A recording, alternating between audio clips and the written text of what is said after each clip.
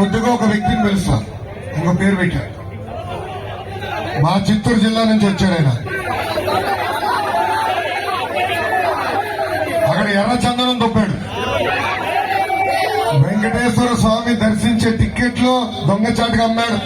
అందుకే ఆయన ముద్దుగా ఒక పేరు పెట్టిన.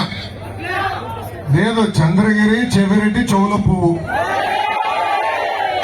ఎందుకు చెప్పానంటే 5 సంవత్సరాలు ఆయన పీకింది పొడిచింది. ఏంలా ఎన్నికలు వస్తున్నాయని చంద్రగిరిలో ఉన్న ప్రజలకి కొంతమందికి చీరలు పెట్టాడు.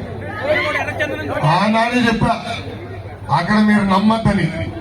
అక్కడ ప్రజలు ఆయన్ని తిరస్కరించారు. ఇప్పుడు వచ్చి మన పైన పడ్డాడు.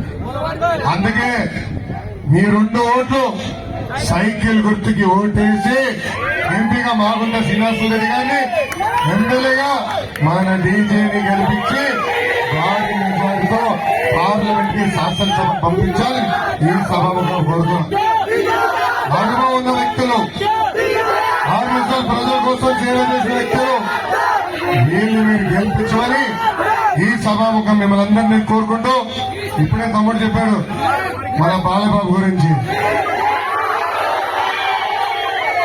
తమ్ముడు మీ అందరికీ బాలయ్య, నా ఒక్కడికే ముద్దుల మావయ్య.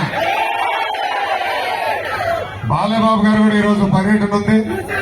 అక్కడికి మాగుంట శ్రీనివాస రెడ్డి గారు అక్కడున్నారు. అందుకే ఈ యువకాలంకి రాలేకపోయారు.